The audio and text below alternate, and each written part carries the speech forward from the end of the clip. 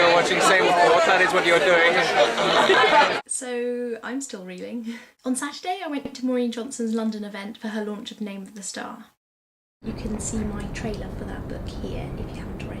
I honestly just feel like I've come back from a miniature British version of VidCon.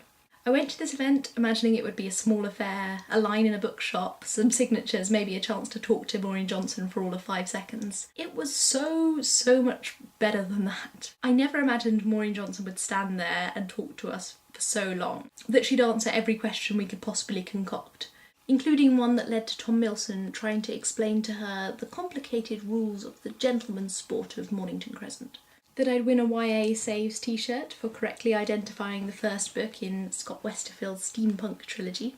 A hint for those of you who don't know what it is. And finally, I never imagined all the other people that would be there. Charlie is so cool-like, Hexacaudal, Miss X Rojas, otherwise known as Rosiana, Al Sehut, otherwise known as Kaylee, or Tuesday if you watched Five Awesome Girls. I also got to see Melissa Anelli, webmistress of Leaky Cauldron and author of Harrier History, and Cassandra Clare, well-known YA author and author of much fan fiction I read when I was about 11. Unfortunately, those were two people I couldn't tear away from their friends and the people they actually knew for long enough to make them stand next to me so I could smile inanely for the camera.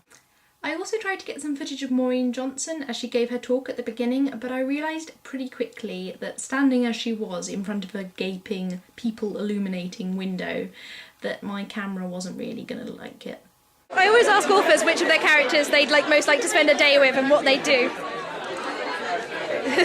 from this book or any book. Probably Spencer and Scarlett. Okay. Scarlett. Yeah. What would you do for your day? Probably something dangerous. Probably something illegal.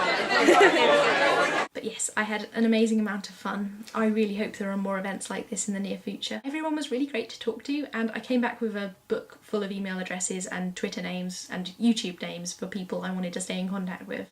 One girl I met there, a girl called Lauren, we've been communicating via email, and she said to me in her email, I didn't think it'd be that easy to just talk to people. But I guess when you have one interest that's clearly the same, the rest is pretty easy. That is true. It's really nice to have a starting point, especially when you're talking to people you've never met before.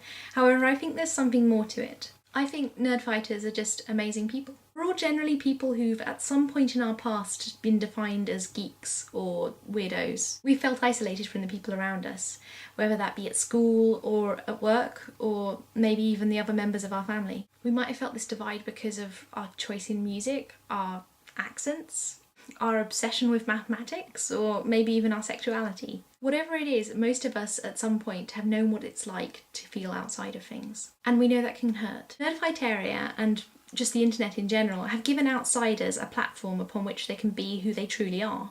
The internet has allowed people to cross huge boundaries and find others like them. Nerdfighteria is great because it doesn't just bring together people who have similar interests, it brings together people who want to be kind and friendly to each other, who want to shower the people around them with love and inclusivity.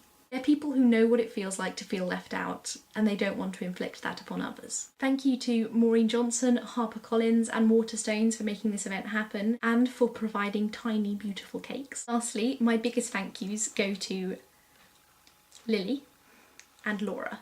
These two girls recognised me from my own videos and came up to me and told me I was brilliant and they were brilliant, and just generally made me feel super amazing, awesome, cool, which is a good way to feel. If any of you watching get the chance to go to a Nerdfighter gathering, don't hesitate, just go. It will be awesome.